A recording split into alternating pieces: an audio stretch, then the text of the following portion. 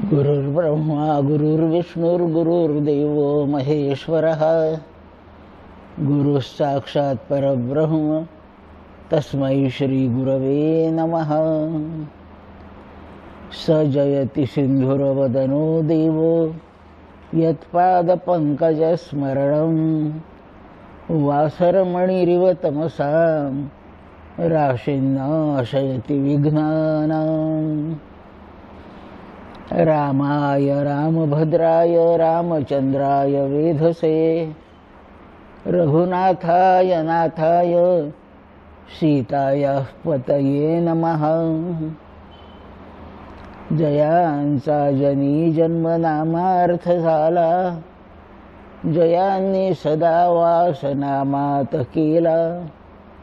जयांच्या मुखी सर्वदा नामकीर्ती नमस्कार त्या ब्रह्मचैतन्यमूर्ती। शुका सारिखे पूर्ण वैराग्य जाचे वसिष्ठा परिज्ञान योगेश्वराचे। कवी वाल्मिका सारिखा मान्य ऐसा नमस्कार माझा सद्गुरु रामदासा। मूकं करोति वाचालं पंगुं लंघयते गिरिं यत्कृपातमहं वन्दे परमानन्दमाधवम्। राजाधिराज प्रभु रामचंद्र महाराज की जय। महारुद्र हनुमान की जय। सद्गुरु समर्थ रामदास स्वामी महाराज की जय। अनंत कोटि ब्रह्मांड नायक राजाधिराज सच्चिदानंद सद्गुरु श्री ब्रह्म चैतन्य महाराज की जय। सद्गुरु समर्थ श्री श्री राम महाराज की जय। पुंडलीक वरदा हरि विठ्ठल श्री ज्ञानदेव तुकाराम पंढरीनाथ महाराज की जय। माऊली ज्ञानेश्वर महाराज की जय। जय जय रघुवीर समर्थ।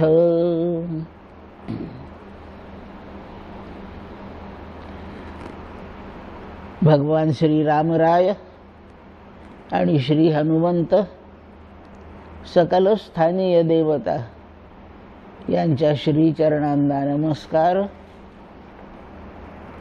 सद्गुरु श्री ब्रह्मचैतन्य महाराज सद्गुरु श्री श्रीराम महाराज यांच्याही चरणांना वंदन।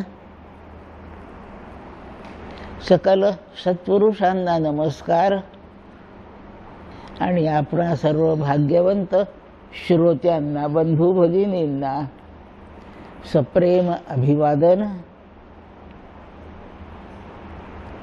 श्री राम नाम जपाचा 13 कोटी जप या संकल्पानुसार जपाचा कालावधी सुरू झालेला आहे। त्यातील एक कार्यक्रम थोडा वेळ पाहावे तो शाश्वत तत्वाच्या चिंतनाचा कार्यक्रम म्हणजे प्रवचनमाला ठरविण्यात आला आहे। या प्रवचनमालेमध्ये थोडी शाब्दिक सेवा मी सद्गुरूंची करावी अशी सुसंधी मला आयोजकांनी प्राप्त करून दिली आहे। त्याचा आनंद होतो आहे। मला सुरू होऊन 2 दिवस होऊन गेले, आज 3रा दिवस आहे। प्रवचनमालेत चिंतनाचा विषय सद्गुरु समर्थ रामदास स्वामी यांच्या सद्गुरु विषयक अभंगांचा निवडलेला आहे। खूप अभंग आहेत त्यांचे सद्गुरूंविषयी। आपण आपल्या उपलब्ध प्रवचनात प्रत्येक प्रवचनाला एक अभंग याप्रमाणे निवड केली आहे। आज 3ऱ्या दिवशी आणखीन एक अभंग आपण आज चिंतनासाठी घेतला आहे। सर्वजण मिळून चिंतन करू। आपण श्रोते खरेच भाग्यवान, आपल्याला तत्व ऐकायला मिळते म्हणून तर आहाच आहात, पण आपल्या भाग्याचं मला जाणवणारं वेगळं लक्षण आहे.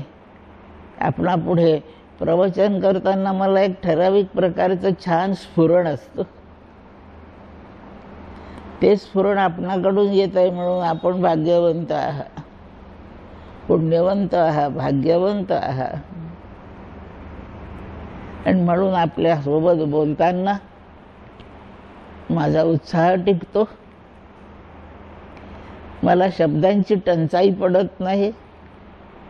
हे सगळं प्रेरणा स्रोत म्हणून आपण माझ्यासमोर आहात. समर्थांनी आपणाला भगवंत म्हटलंय. प्रभो तुम ज्ञानोबा म्हणतायत प्रभो तुम्ही महेशाची मूर्ती. आणि रामदास स्वामी म्हणतात श्रोता वक्ता श्रीराम समर्थ. मी बोलणार म्हणून मी सुद्धा समर्थ आहे, मीही भगवान आहे. आणि आपण ते श्रवण करताय, आपण श्रोते सुद्धा भगवंतच आहात. आणि म्हणून समर्थांच्या भाषेत वक्तावे विशेष मोठा, श्रोता त्याहून कमी दर्जाचा असं नाही. दोघंही समर्थ रामच आहेत. आणि एवढं ऐक्य शिकणे हे सद्गुरूंच्या पाशी बसून करण्याचा कार्यक्रम आहे. आपण श्रीराम महाराज सद्गुरूंच्या पायाशी बसून या उत्सवामधला प्रत्येक दिवस चिंतनात घालवीत आहात. आनंदाचा विषय आहे. आजचा अभंग म्हणते आणि चिंतनाला प्रारंभ करते. गुरु विणे प्राणी त्या होय जाचणी. सत्य माझी वाणी मिथ्या नव्हे. अंती यम घाला चुकेना की. जगी चुके अंती यम घाला चुकेना की. मिथ्या नव्हे सत्य सांगतो की तुम्हाला. चुकेना की यम यातना या जना. जगी निरंजना ठाई पाडा. ठाई पाडा वेगी देव निरंजन. लावा तन मन सद्गुरूचे पायी. सद्गुरूचा नाही जयाला ओळख. तया झोकाझोकी यातनेची चिंता. चुके एक परी वेगी गुरु करी दास म्हणे. छान आहे. उपदेश समर्थ करतायत. माणूस प्राणी याचा काय संबंध जगाशी. माणूस प्राणी याचा काय संबंध देवाशी. माणूस प्राणी त्याचा काय संबंध इतर माणसांशी. हेच विचाराच्या गोष्टी आहेत. आपण एका घरात एका आई बापा पोटी जन्मलो म्हणजे म्हणतो हा माझा भाऊ आहे, ही माझी बहीण आहे. आणि जगात इतके जन्मले ते कोण माझे. त्यांना आपण भाऊ मानू शकत नाही. बोलताना बोलतो काका भाऊ दादा असं म्हणतो, पण मानित नाही आपण. ती म्हणायची बोल भाषा आहे. वयाने मोठा दिसला की त्याला काका म्हणायचं. आईकडून ओळख झालेली असेल तर त्याला मामा म्हणायचं. त्याच्या नावाने मोठ्या माणसाला नावाने हाक मारणे शोभत नाही, शिष्टाचारात बसत नाही. म्हणून काका मामा भाऊ काहीतरी आपण म्हणतो, पण मानित नाही त्याला. आपण काकाही समजत नाही, त्याला भाऊ पण समजत नाही. ते बोलण्यापुरतं आहे. पण आपल्या आईबापाच्याच पोटी जो जन्मला दुसरा त्याला भाऊ म्हणतो, मानतो. पण बाकीच्यांचा ना आपला नक्की संबंध काय आहे. घरातलाच जन्मलेला आहे त्याला भाऊ हा संबंध झाला. जन्म दिलाय तो पुरुष आपला पिता आहे असा संबंध मानला. ती आई आहे, ती बहीण आहे. जगात इतके पुरुष आहेत ते मी कोण नक्की. काय संबंध. त्यांची आई वेगळी आहे, बाप वेगळा आहे म्हणून माझे ते कोणीच नाहीत का. मूळ गोष्टीकडे जायला पाहिजे, तात्पुरत्या गोष्टीकडे नाही. एक दृष्टांत पाहू आपण. आपण हे रोज कपडे घालतो. अंगामध्ये शर्ट घातला आहे. कशाचा बनला आहे शर्ट? पहिलं उत्तर आहे कापडाचा बनला. आधी शर्ट रूप नव्हतं, नुसतं कापड होतं. मग त्याला आकार देऊन त्याचा शर्ट बनवला, तो अंगात आहे. म्हणजे शर्ट तयार होण्याचं कारण कापड आहे. घालण्याच्या याला कपडा म्हणतात आणि कपडा बनवायला कापड लागतं. म्हणून शर्ट या कपड्याचं कारण कापड आहे. वर कापड आलं कुठून? मग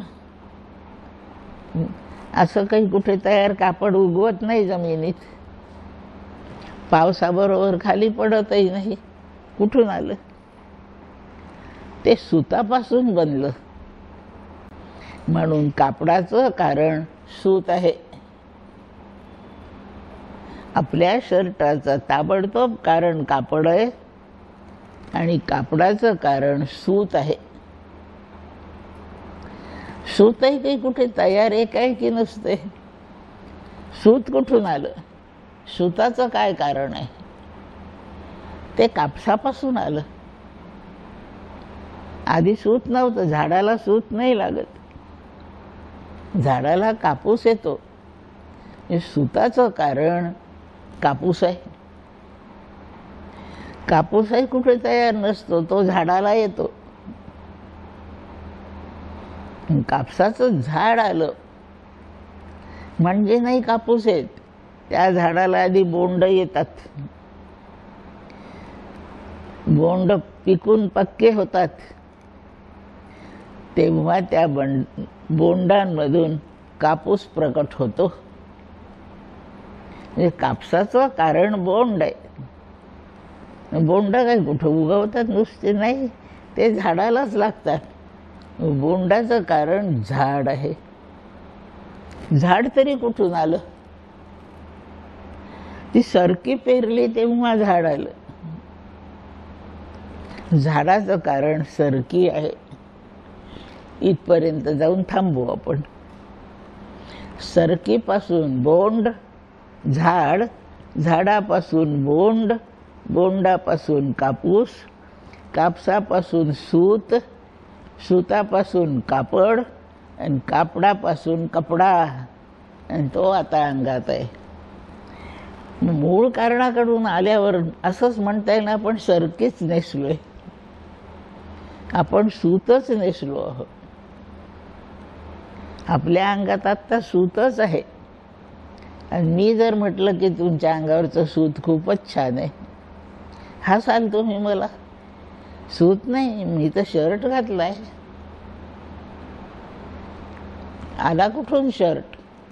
असे उत्तर शोधत गेलो तर मूळ आपण सरकीपर्यंत पोचतो.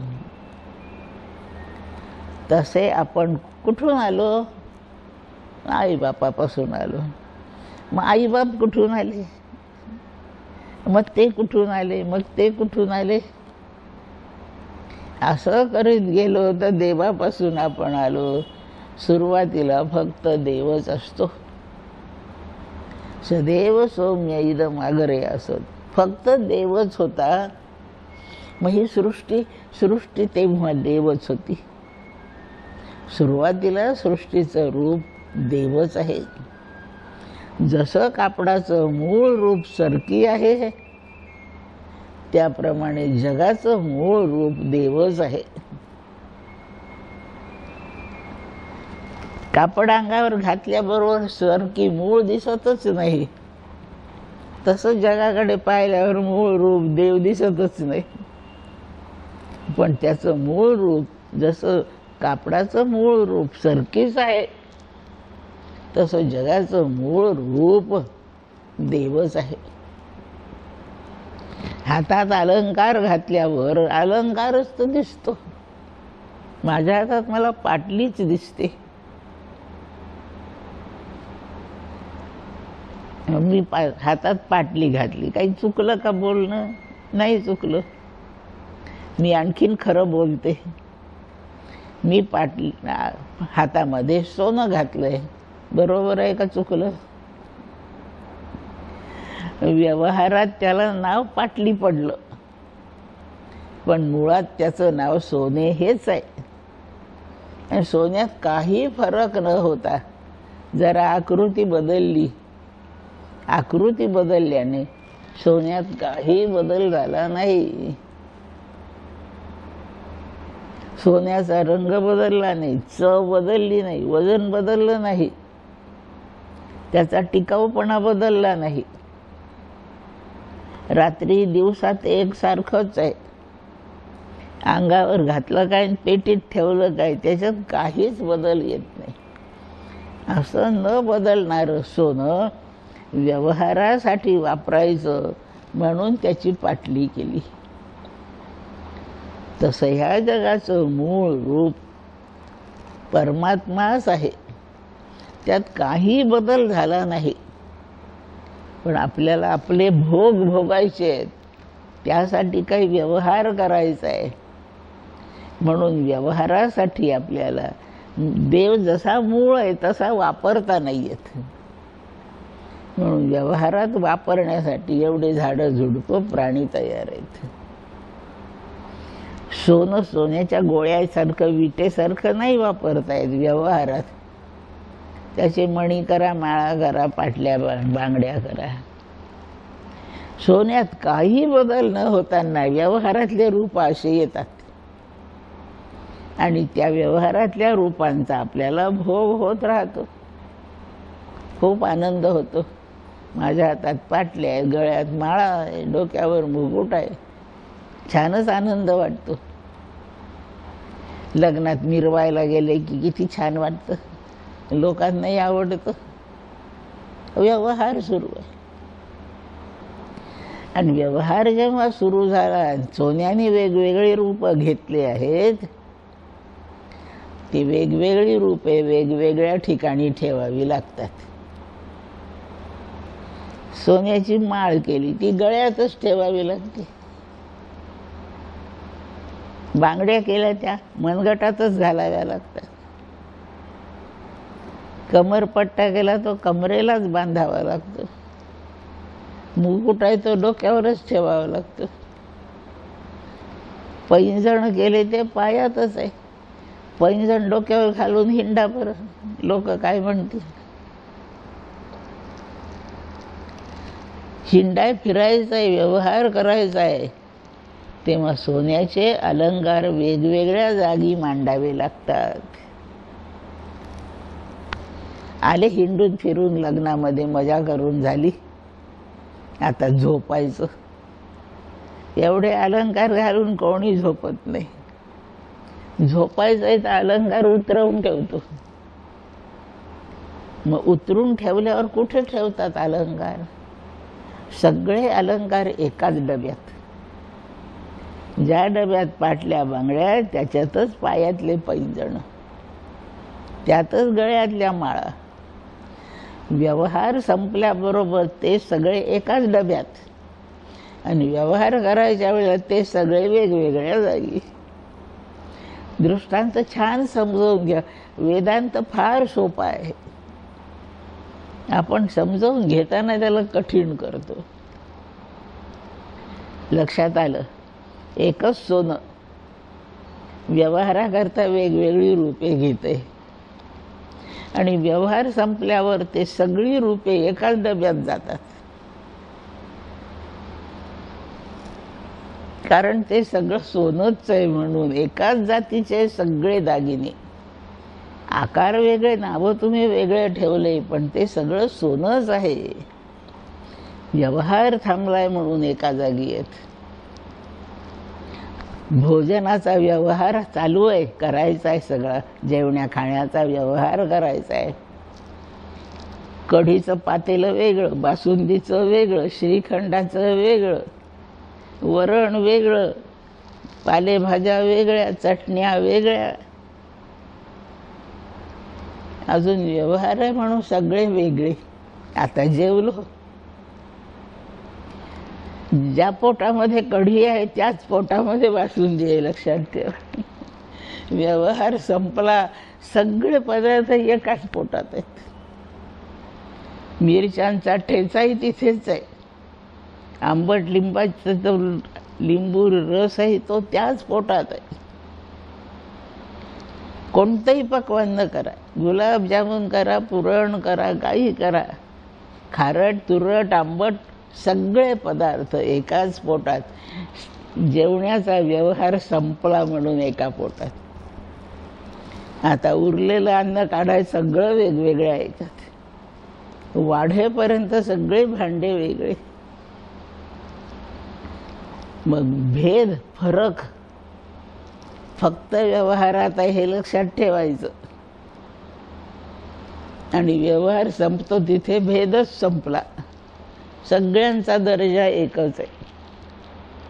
मिरच्याच्या ठेच्याची जी किंमत आहे तीच बासुंदीची किंमत आहे. बासुंदीची किंमत जास्त असती तर बासुंदीला वेगळं पोट केलं असतं देवाने. एकच पोट केलं सगळं. काय समजलो आपण आता इतक्या वेळामध्ये? भेद व्यवहारापुरताच आहे. याचा दुसरा शेड बघू एक आपण. आपल्याला अलंकाराने आनंद होतो की सोन्याने होतो? अलंकाराने होत असेल तर मी तुम्हाला नखशिकांत नटवायसाठी प्लॅस्टिकचे दागिने देते करून. प्लॅस्टिकचा मुकुट, प्लास्टिकच्या बांगड्या, प्लास्टिकचे कमरपट्टे, प्लास्टिकचे पैंजण.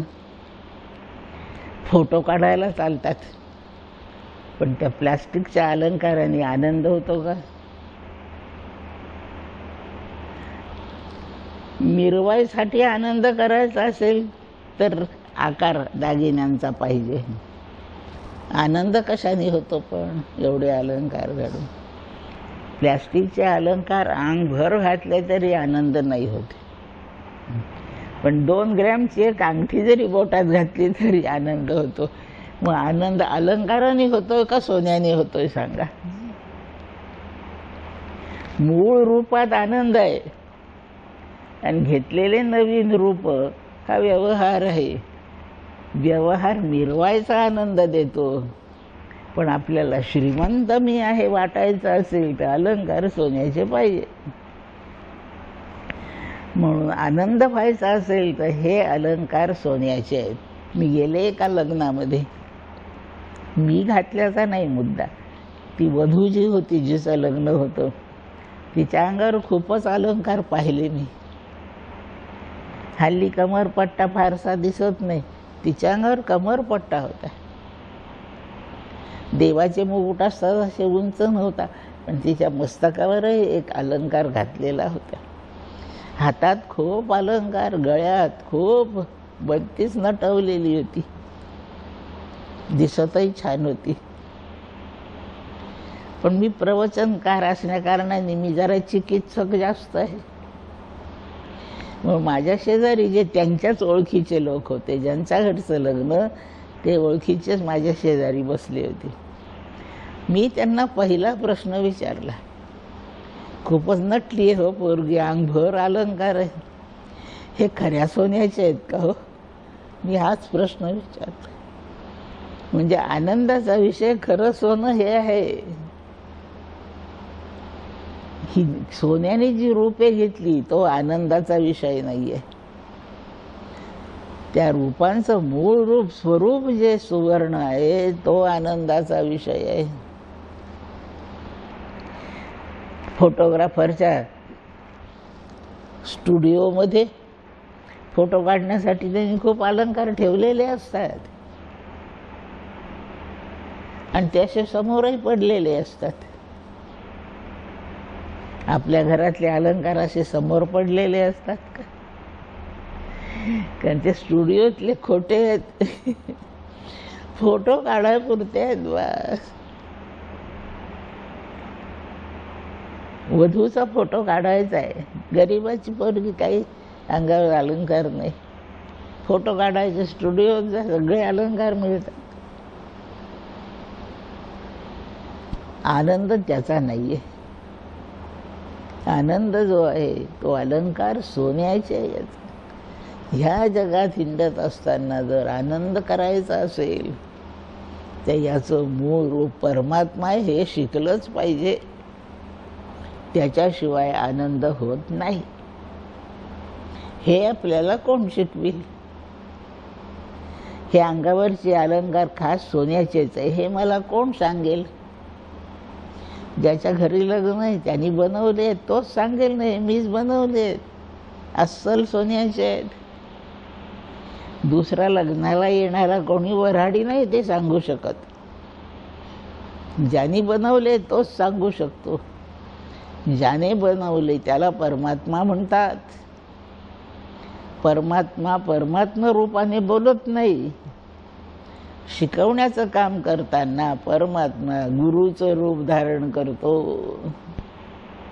आणि म्हणून हे सगळं परमात्मा स्वरूप आहे. हे जर शिकायचं असेल हे फक्त गुरुमुखाने शिकता येतं. एवढा विचार करून समर्थांनी अभंग लिहिलाय. गुरुविणे प्राणी त्या होय जाचणी, सत्य माझी वाणी मिथ्या नव्हे.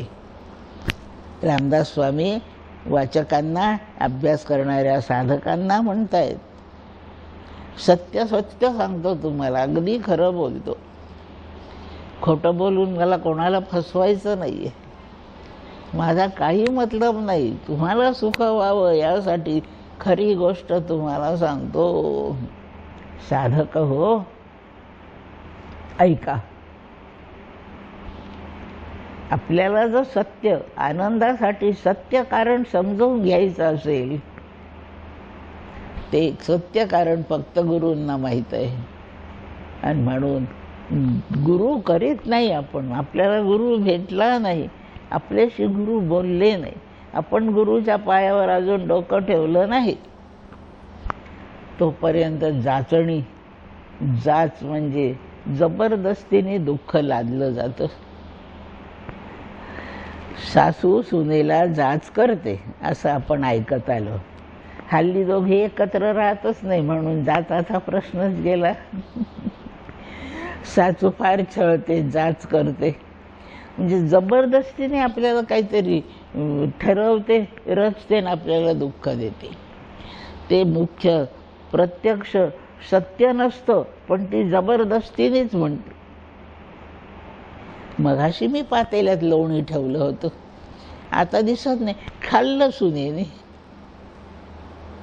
प्रत्यक्ष नाही तिने खाल्लं. सासू आरोप करते, जबरदस्तीने तिला दुर्गुण चिकटवते.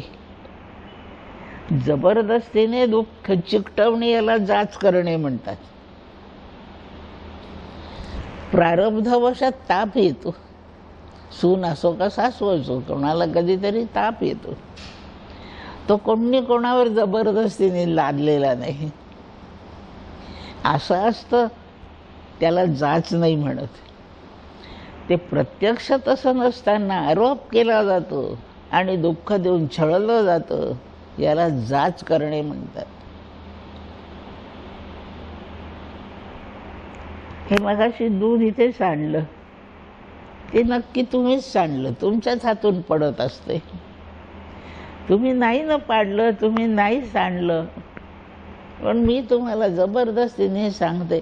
आणि तुमच्या मनाला वाटतं यांनी मला मूर्ख ठरवलं, चोर ठरवलं, मग तुम्हाला दुःख सुरू होतं. प्रत्यक्ष कारण न घडताना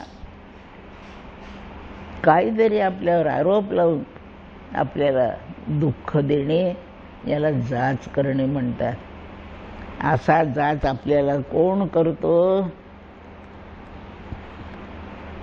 त्याचंच वर्णन करण्याला अभंग आहे. ज्याने अजून गुरु केला नाही आणि गुरु भेटला नाही त्याला सगळं हे विपरीत दिसतं, गैरसमजच होत राहतात. आपण तसे नसताना आपल्यावर ते आरोप राहतात आणि त्याचं दुःख होत राहतं. कोणता आरोप आहे आपल्यावर? तू आता मरणार. तत्वज्ञानाचा विचार केला तर कोणी मरत नसतोय, पण आपल्याला मरणाचं दुःख आहे का नाही सांगा. आत्ता नाही मेलो आपण, पण मला कधीतरी मरायचं याची आठवण आली की दुःख सुरू होतं. आपण न मरणारे असून आपण मरते आहो असं कोण म्हणतंय? यम म्हणतो, संपलं तुझं आयुष्य, चल माझ्याबरोबर. आयुष्य संपत नाही, आपण परमात्मा रूप आहे, कधीच मरणार नाहीये. यम कर म्हणतोय आपल्याला, मरशील मी घेऊन जातो तुला. याला जाच म्हणतात. आणि असा जाच, मी मरत नाही हे कळलं की आरोप संपतात. आणि मी मरत नाही हे मला कोण शिकवतो? फक्त सद्गुरू शिकवू शकतात. आणि सद्गुरू शिकवतायत म्हणून ज्याला सद्गुरू नाही त्याला हा जाच प्रत्यक्ष नसताना आरोपाने दुःख होत राहतंय. त्याला सगळी जाचणी आहे. हे मी तुम्हाला खरं सांगतो. रामदास स्वामी म्हणतात, संतांना आपल्याशी खोटं बोलण्याचं काय कारण आहे? सत्यच सांगतात सद्गुरू नेहमी. मी मिथ्या बोलत नाही, सत्यच बोलतोय.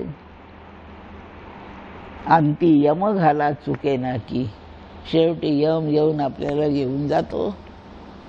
आपण आपलं स्वरूप परमात्मा आहे.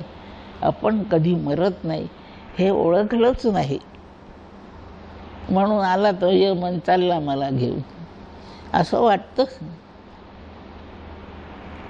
यमही कुठं नाही आहे. किती लोकांना त्यांनी न्यायचं आणि इतक्या लोकांना कुठं ठेवायचं आणि रोज खाऊ पिऊ घालायचं तिथे. चोऱ्या करणाऱ्याला, गुन्हे करणाऱ्यांना पोलीसवाले पकडतात, कैदेत टाकतात. किती लोकांना कैदेत टाकायचं, रोज फुकट खाऊ घालायचं त्यांना. असा यम एवढ्यांना घेऊन जायची त्याला हौस नाही आहे.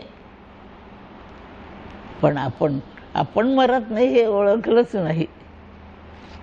आणि ते ओळखलं नाही याचं कारण आपण गुरुच्या मुखाने कधी ज्ञान करूनच घेतलं नाही. म्हणून ज्याने गुरु केलेला नाही, ज्याला गुरुचा उपदेश मिळाला नाही, त्याला मृत्यूशिवाय दुसरी गती नाही. तो मरणारच. यम त्याला एखाद्या दिवशी घेऊन जाणारच. फक्त श्रीराम महाराजांच्या पुढे जो बसलाय तेवढा नाही मरणार, बाकीचे सगळे मरणार. असं पक्क लक्षात ठेवून निर्धास्त जगायला शिका.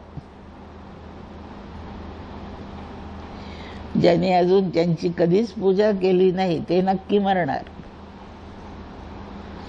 जे त्यांचं भजन करीत नाही ते मरणार. जे त्यांनी सांगितलेल्या उपदेशाप्रमाणे वागणार नाही ते सगळे मरणार. आणि ज्यांनी गुरुचं दैवत मानलं, त्या दैवताच्या आदेशाप्रमाणे आपलं जीवन जगतायत, त्या सगळ्यांना कळतं की मी न मरणारा परमात्मा आहे. म्हणून मृत्यूचा धाक गुरुभक्ताला नसतो. खूप छान जगता येतं. मी हे खरं सांगतोय. आणि असे गुरुभक्त जे नसतील त्यांना कधीतरी मृत्यू आहे. या जगाचं नावच मृत्यू लोक असं आहे. इथे मरत नाही असं कोणी नाही. झाडं झुडपं मरतात, किडे कीटक मरतात, पशु पक्षी मरतात, सिंहाला जंगलाचा राजा म्हणतात तोही मरतो. इथे मंत्री झाले तेही मरतात, चपराशी असतील तेही मरतात, दरिद्री मरतात, धनाढ्यही मरतात, लहान पोरं मरतात, म्हातारे मरतात. म्हणून ज्या ठिकाणी हे मरणं चालू आहे त्या संपूर्ण स्थळाला मृत्यूलोक असं नाव आहे. हिरण्यकश्यपू प्रल्हादाचे वडील दैत्य होते, भयंकर ताकद अंगामध्ये, आणि क्रौर्य तमोगुणी अतिशय भयंकर क्रूर माणूस. आणि कशासाठी क्रूर? जेव्हा आपल्याला चांगल्या सदाचाराने काही गोष्ट मिळत नाही आणि ती गोष्ट मिळवल्याशिवाय आपण राहू शकत नाही, तेव्हा दुराचाराने. स्वतःचा अभ्यास करून पेपरमध्ये चांगलं लिहिता नाही येत, त्याला तर पाहिजेच चांगले गुण, मग तो पाप्या करतो. सदाचाराने फळ नाही मिळालं म्हणजे त्या फळासाठी माणूस दुराचार करतो. सरळ अभ्यास करून ज्ञान करून घेऊन दैत्यांना समजत नाही, वाम मार्गाने क्रौर्य करतात, मारीत चालतात लोकांना, धर्म बुडवीत चालतात. असा हिरण्यकश्यपू. त्याला इच्छा झाली, साऱ्या जगातले सगळे प्राणी मरतात, आपणही मरू, पण आपल्याला नाही मरायचं, जगायचंच आहे. कळलं कुठून तरी तपश्चर्या करावी, केली कठोर तपश्चर्या, उभं राहून पूजा तपश्चर्या केली. अजून नाही देव प्रसन्न झाला. आता एका पायावर उभं राहून केली, अजून देव नाही प्रसन्न झाला. फक्त अंगठ्यावर, पायाच्या अंगठ्यावर उभं राहून तपश्चर्या केली, अजून नाही प्रसन्न होत. 2 वेळा जेवत होता, आता 1 वेळ जेवून तपश्चर्या, अजून नाही भेटत. रोजचं जेवण बंद केलं, फक्त पाणी प्यायचा, अजून नाही देव भेटला. पाणी बंद केलं, फक्त श्वासोच्छवास. आणि अशी काही 1000 वर्षे तपश्चर्या केली. कोणत्या देवाची आराधना? ब्रह्मदेवाची. ब्रह्मदेव प्रसन्न झाले एक दिवस. काय रे बाबा हिरण्यकशिपू, काय पाहिजे? तुझ्या या उग्र तपश्चर्येने मी प्रसन्न झालो, माग. आणि हिरण्यकशिपू म्हणतो, देवा मला मरायचं नाही, अमर करून दे मला, मला कायम टिकायचं आहे. तेव्हा ब्रह्मदेवाने म्हटलं, अरे मी निर्माण केलेल्या सृष्टीत अमर काहीच नाही, माझा तो नियम आहे, नियमाच्या बाहेर मी कोणाला अमर करूच शकत नाही. फक्त 5 वर्षांनी मरायचा तर मी 500 वर्ष देईल तुला, जरा दीर्घ आयुष्य देईल, पण माझ्या सृष्टीत जो आला त्या सगळ्यांना मरावं लागणार, पण मला जगायचं आहे, नाही मरायचं. मरायला कारण लागतं. तो कोरोनाने मेला, तो टायफॉईडने मेला, तो ॲक्सिडेंटने मेला, त्याला उपास घडले, दारिद्र्यामुळे उपास घडले, त्यांनी मेला. मरायला कारण लागतं. आणि मग माझ्या या जगामध्ये काहीतरी कारण घडवलं आणि कोणी सगळे मरतील, यथासमय मरतील. आयुष्याच्या आधी नाही कोणी मरत, ते पूर्ण झालं की मरतो. मग तुला कोणत्या कारणाने मृत्यू नको एवढं सांग, मी तेवढं देईन तुला. मला कोणत्याही दैत्याने मारू नये, ठीक, तथास्तु. कोणी देवाने मला मारू नये, तथास्तु. मला कोणता रोग होऊ नये, तथास्तु. माझा ॲक्सिडेंट होऊ नये, तथास्तु. सगळे कारण त्यांनी विचारले आणि सगळ्या कारणातून तुला मृत्यू होणार नाही. मला पुरुषापासून मृत्यू नको, बायकांपासून मृत्यू नको, पशु पक्ष्यांपासून नको. सगळं तू म्हणशील ते मान्य, पण अमर होईल असं मात्र मागू नको. त्याला वाटलं सगळ्याच कारणाचा बंदोबस्त केला, आता मी जिवंतच राहणार. आणि म्हणून एवढे सगळे कारण लक्षात ठेवले आणि भगवान विष्णूंनी याच्या कारणाच्या पलीकडचं रूप धारण केलं. माणूस नको म्हणून देव माणूस नाही झाला, पशु पक्षी नको नाही तसा झाला, स्त्री पुरुष नाही झाला, लहान वयाचा मोठे वयाचा नाही झाला, ॲक्सिडेंट नाही होऊ दिला, रोग नाही होऊ दिला, उपास नाही पडू दिले. तो म्हणाला मी बाहेर फिरायला गेल्यावर मरणं नको, मला बाहेर नको, बाहेर नाही मरू दिला, मला घरात पण मरायचं नाही, घरातही नाही मरू दिलं. सगळे कारण सांभाळले. मी एवढ्यासाठी सांगते, ब्रह्मदेवाच्या सृष्टीत सगळे मरणारच. कितीही कारण टाळा, त्याच्याशिवाय एखादी कारणाची घटना घडणार. आणि हा मृत्यू लोक आहे, इथे अमर कोणी नाही.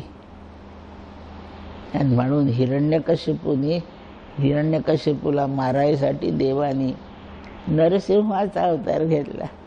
त्याला पशुही नाही म्हणता येत, माणूसही नाही म्हणत.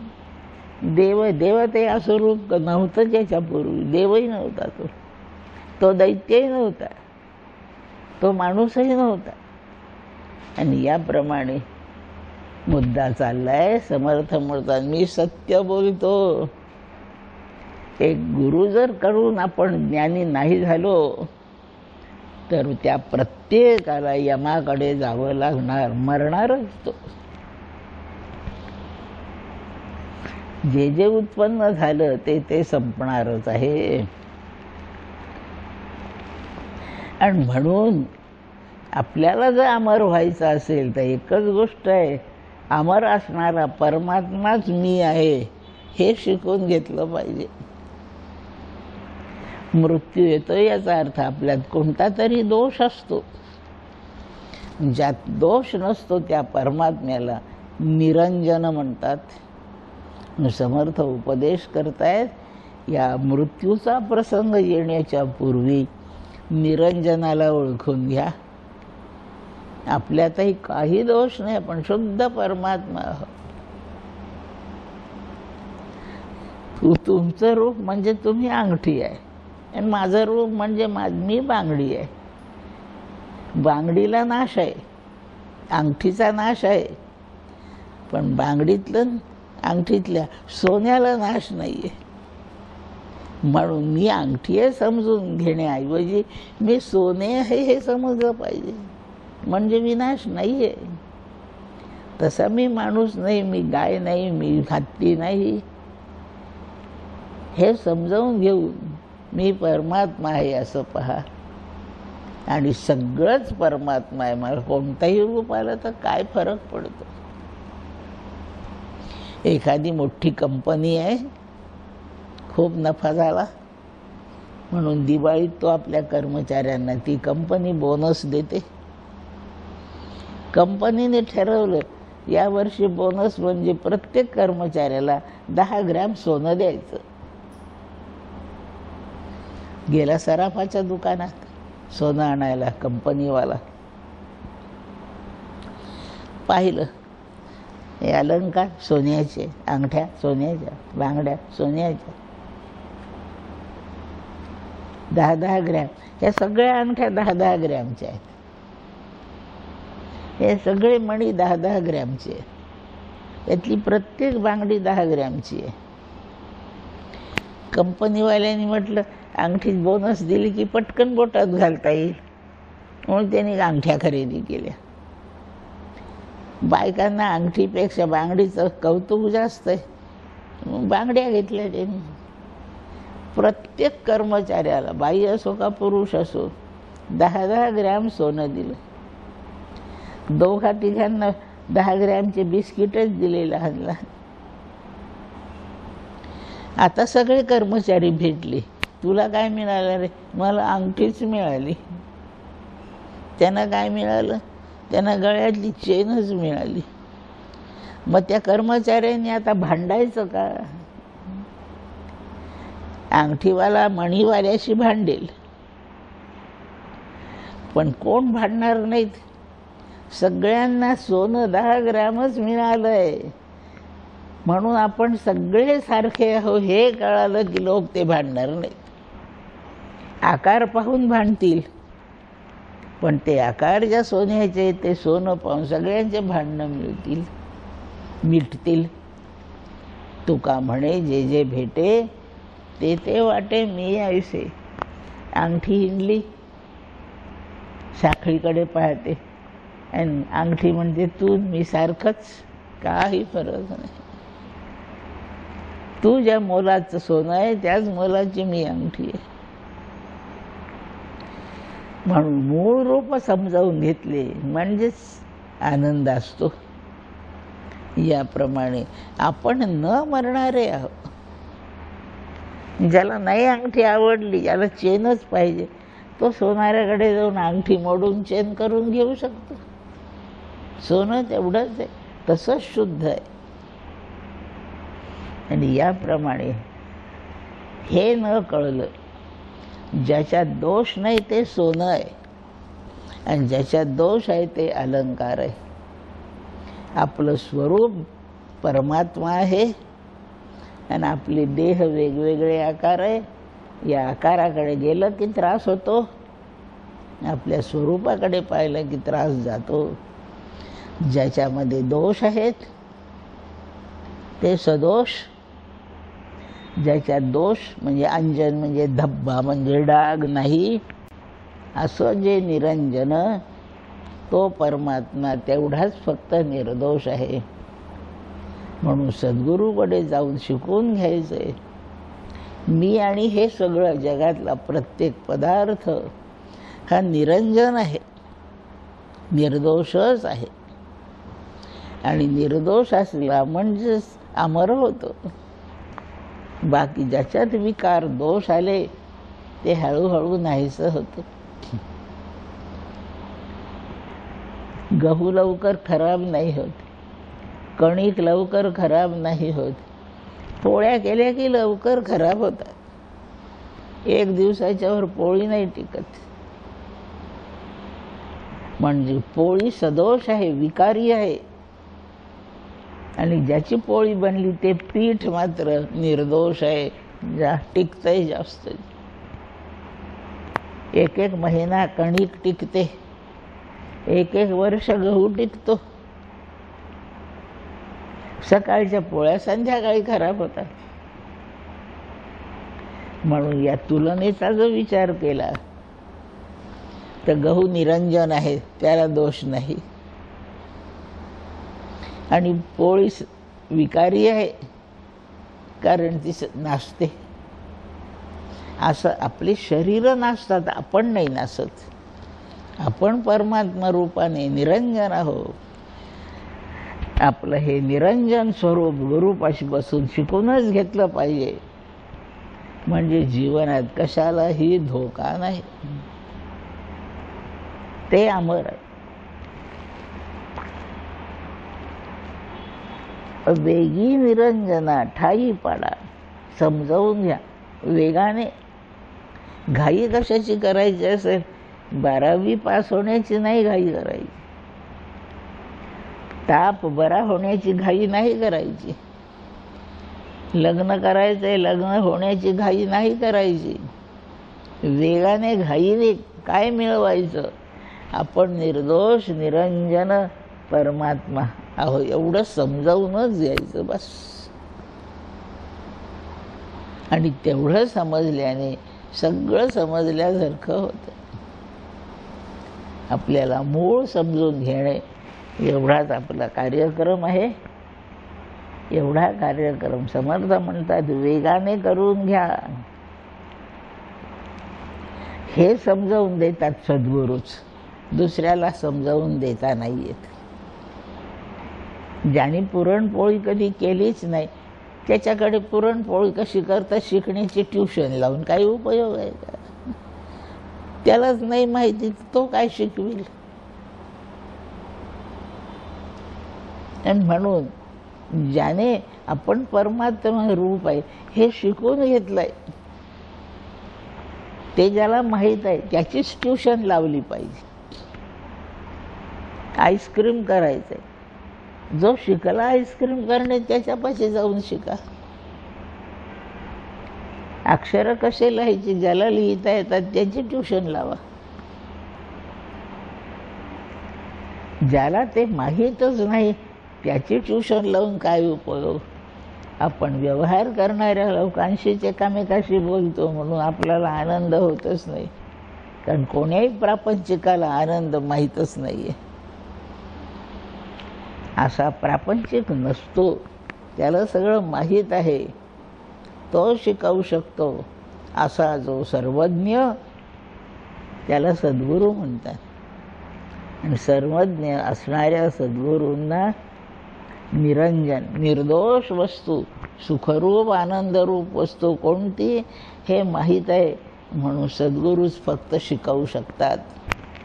म्हणून गुरुविण प्राणी तया होय, आणि ज्याने असा शिकवणारा मिळवलाच नाही. गुरुशिवाय साधं 12वी नाही कळत, नाही पास होता येत. मग मी अमर आहे हे कळायसाठी मला नको का गुरु एखादा? हे शिकवणारा सद्गुरू प्राप्त करून घ्यायचा. ते झाल्यावर आपण निर्विकार परमात्मा हो असं तो महात्मा आपल्याला शिकवील आणि मग आपण आनंद होईल. सद्गुरूची नाही जयाला ओळखी, ज्यांनी अजून गुरु करून गुरु हे काम करतात असं ओळखलंच नाही. तया झोकाझोकी यातनेची. झोका पाण्यात बसले, कधी आपण बसवलंय पोरांना पाहतो कसा असतो झोका, दोरी टांगलेली आहे, त्याचंच नाव झोका आहे. त्या झोक्यात बसल्यावर असं जमिनीवर बसल्यासारखंच वाटतं, पण झोक्याचं ते काम नाही आहे, तो हलवावा लागतो. म्हणजे झोका एकदा इकडे जातो, पुन्हा पहिल्या जागी येतो, दुसरीकडे जातो, आणि असा दोन्हीकडे. याला झोकाझोकी. झोका म्हणजे टाकणे, फिरवणे, सोडून देणे. झोका देतो माणूस तेव्हा झोक्याला हात लावतो, लोटतो, सोडून देतो, त्याला झोका म्हणतात. आणि असा त्यांनी सोडलेला एकदा इकडे आणि एकदा तिकडे फिरत राहतो.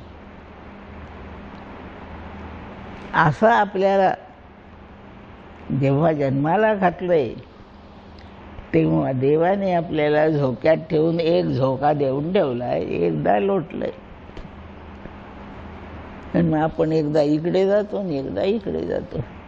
इकडे म्हणजे उच्च गतीला जातो आणि इकडे म्हणजे अधोगतीला जातो. दोन दिशा म्हणजे असंच समजायचं, अधोगती उन्नती. कधी आपल्याला श्रीमंती येते, कधी दारिद्र्य येतं, कधी शरीर आरोग्य संपन्न असतं, कधी दुखणीत होतं, कधी सन्मान होतो आणि कधी अपमान होतो. आज मी आले तर तुम्ही हार घालून माझं स्वागत केलं, उद्या आले तर दारात मला तुम्ही या सुद्धा म्हटलं नाही. ही झोके आहेत. पहिला झोका मानाचा मिळालाय आणि तसाच टिकत नाही, तिकडे गेला की तिथे थांबत नाही, तो परततो. आणि दुसरा अपमानाचा झोका आहे. आज ज्यांच्याकडे गेले, नाश्ता करा ताई, केला, चहा घ्या ताई, घेतला. आता खूप उशीर होतो, घरी जाऊन तुम्ही कधी स्वयंपाक करा, आता जेवणच घ्या. जेवले, जेवल्यावर आता काही काम नाही ना, आराम करा. झोपले, थांबा मी तुम्हाला गाडीने सोडून देतो.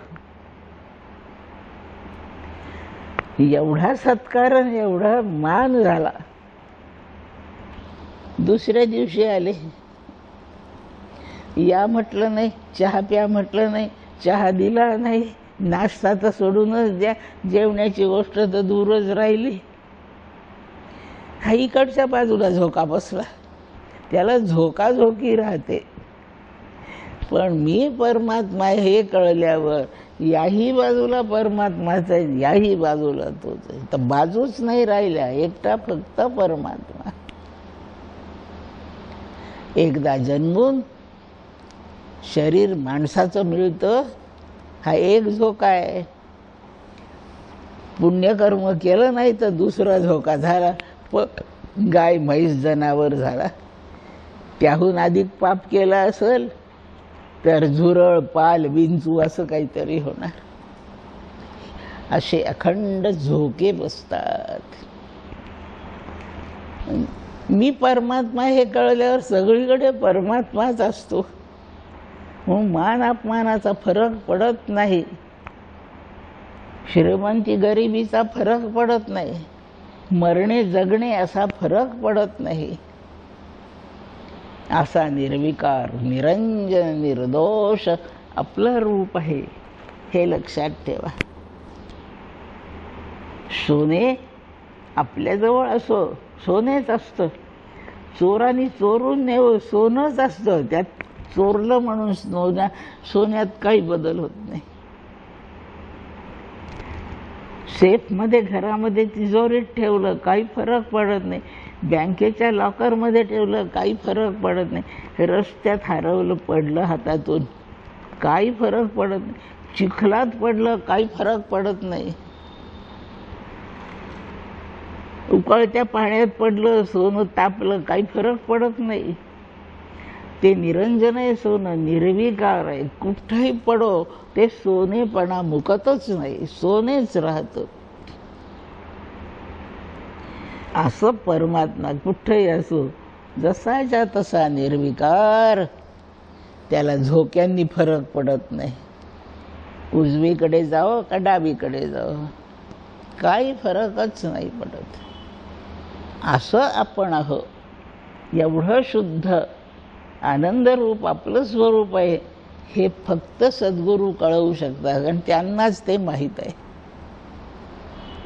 ज्ञानम विज्ञान सहितम यश ज्ञात्वा मोक्षसे अशुभात, भगवान बोलतात अर्जुना मी तुला आता असं ज्ञान देतो, अनुभवाच्या ज्ञानात तुला नेतो. विज्ञान म्हणजे अनुभवरूप ज्ञान. एका दृष्टांताने फरक करू. गाईचा निबंध सांगितला.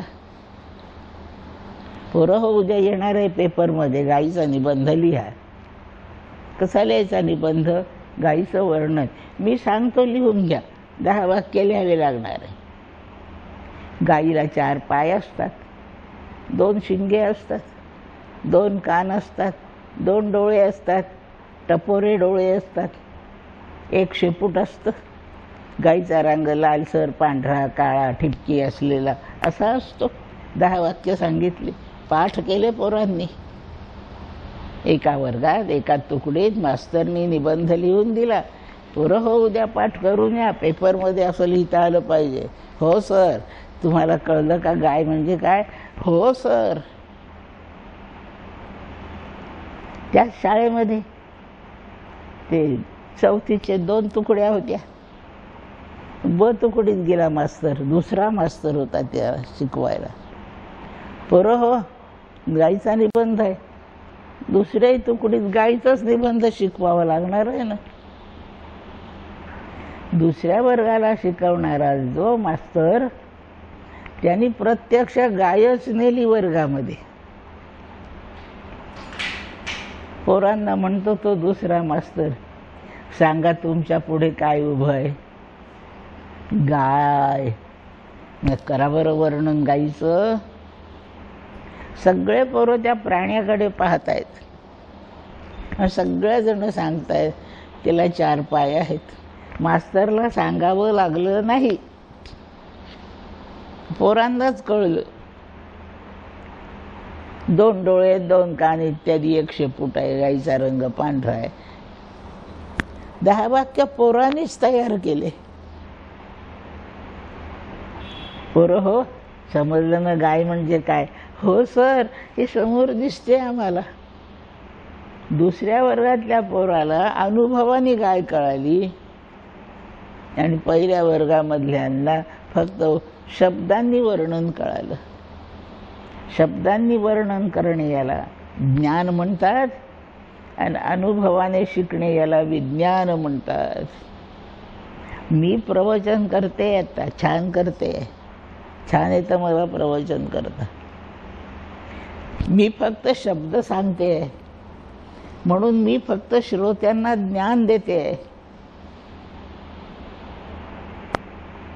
श्रीराम महाराज, गोंदवलेकर महाराज यांच्याकडे जा, तेही हेच शिकवणार आहे. प्रवचन यापेक्षा वेगळं तेही काय करणार आहे. पण ते वर्गात गाय घेऊन येणार आहेत आणि मी फक्त शब्दांनी वर्णन लिहून देणार आहे. दोघांमध्ये फक्त एवढाच फरक आहे. आता हा फरक मोठा आहे का लहान आहे ठरवा. श्रीराम महाराजांच्या पाशी जा, ते वर्गात गाय आणतील, विज्ञानासह अनुभवासह शिकवतील. आणि माझ्याकडे या, मी फक्त शब्दांनी 10 वाक्य लिहून देईन. मी गायच शिकवीन, ते गायीचा अनुभव देतील. मग अनुभव आल्यावर प्रवचनात मी जे तत्वज्ञान सांगते ते माझ्याकडून ऐकण्याची गरज नाही. त्याच्यावरचे वाक्य तुम्हीच करू शकाल. जसे दुसऱ्या वर्गातल्या पोरांनी स्वतःच निबंध तयार केला. केव्हा केला? गायीचा अनुभव आल्याबरोबर केला. तसं मी ब्रह्मरूप आहे, तुम्ही ब्रह्मरूप आहात, हे मी शब्दांनी सांगते. महाराजांच्या पुढे जाऊन बसा, तेही तू ब्रह्म आहे हेच शिकवतील, पण अनुभवच देतील आणि मी शाब्दिक वर्णन करीन. बोलाचाची भात, बोलाचाची कढी, बोलाचाची भात, जेवून या तृप्त कोण झाला. भूक लागली ना, आपण कढी भात खाऊ. आता दही घुसळू, ताक करू, मग त्याची कढी करू. तुम्हाला थोडं गोड आवडतं का? मग त्या कढीत थोडी साखर टाकू, त्यात थोडी मिरची पण पाहिजे चवीला, छान फोडणी पाहिजे, ती उकळली पाहिजे. छान वर्णन केलं.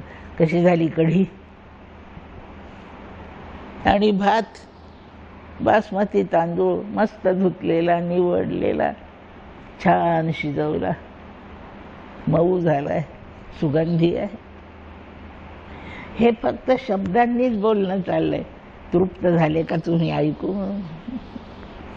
आणि काहीच वर्णन नाही केलं. ती वाटीभर कढीन एवढा भात वाढल्याबरोबर तृप्ती आहे. मग शब्दज्ञानाने तृप्ती, आनंद नाही आहे, अनुभवानेच ते आहे. आम्ही विभागणी करून घेतली महाराजांनी. महाराजांना मी सांगितलं, शब्द मी सांगते, अनुभव तुम्ही घ्या. कढी कशी करायची मी शिकवते, तुम्ही काय केलेली कढी लोकांना प्यायला द्या. एवढा फरक करू आपण. शब्दांनी ती तृप्ती, समाधान, आनंद नाही. विज्ञानासह सद्गुरू, तत्वज्ञान, वेदांत हे अनुभवाने विज्ञानासह शिकवतात.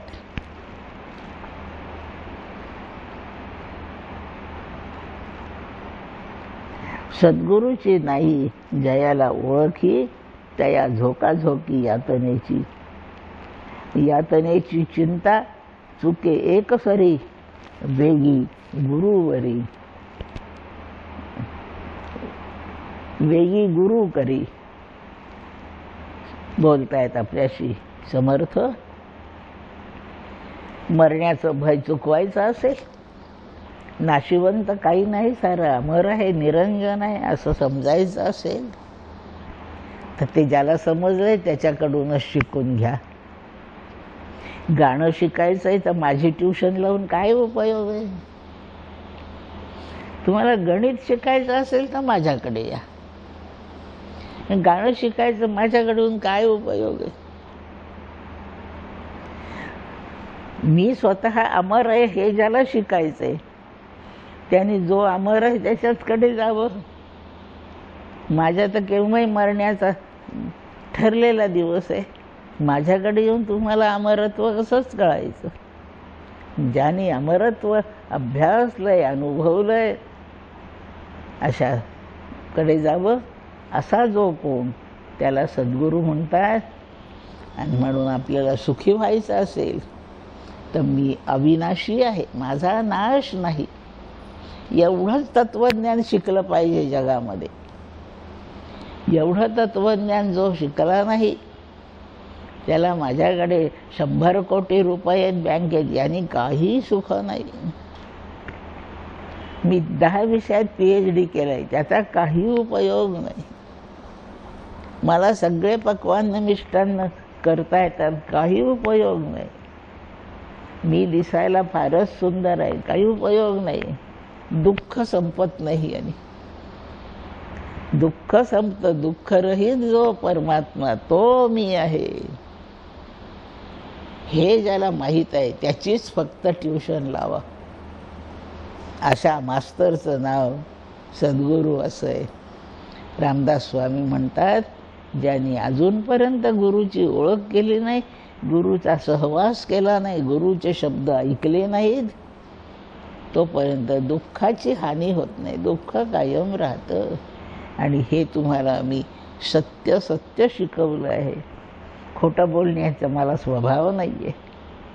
असं म्हणून सद्गुरूंचं वर्णन समर्थांनी फार छान केलं. हे महात्म्य आहे. गुरूंचा हा मोठेपणा आहे. गुरूंचा मोठेपणा मान्य करावा आणि तसं मोठं मी पण व्हावं अशी इच्छा करावी. आणि इच्छा पूर्ण होण्यासाठी सद्गुरूंच्या पायाशी निश्चिंतपणे जाऊन बसावं, बस. असा छान उपदेश समर्थांनी या अभंगात केला आहे. श्रीराम जय राम जय जय राम. इथून ते सुरुवात करून देतील. त्याच सुरुवातीसाठी आपण सुरुवातीत उपस्थित व्हावं. म्हणून 13 कोटी जपाचा संकल्प आहे. या संकल्पाच्या पूर्तीला सुरुवात करावी. 2-3 वेळा राम नाम म्हणू आणि जय जयकार करून आजच्या प्रवचनाला विराम देऊ. श्रीराम जय राम जय जय राम. श्रीराम जय राम जय जय राम. श्रीराम जय राम जय जय राम. राजाधिराज प्रभु रामचंद्र महाराज की जय. महारुद्र हनुमान की जय. श्री सद्गुरुनाथ महाराज की जय. अनंत कोटि ब्रह्मांड नायक राजाधिराज सद्गुरु सच्चिदानंद श्री ब्रह्म चैतन्य महाराज की जय. सद्गुरु समर्थ श्री श्रीराम महाराज की जय. जय जय रघुवीर समर्थ.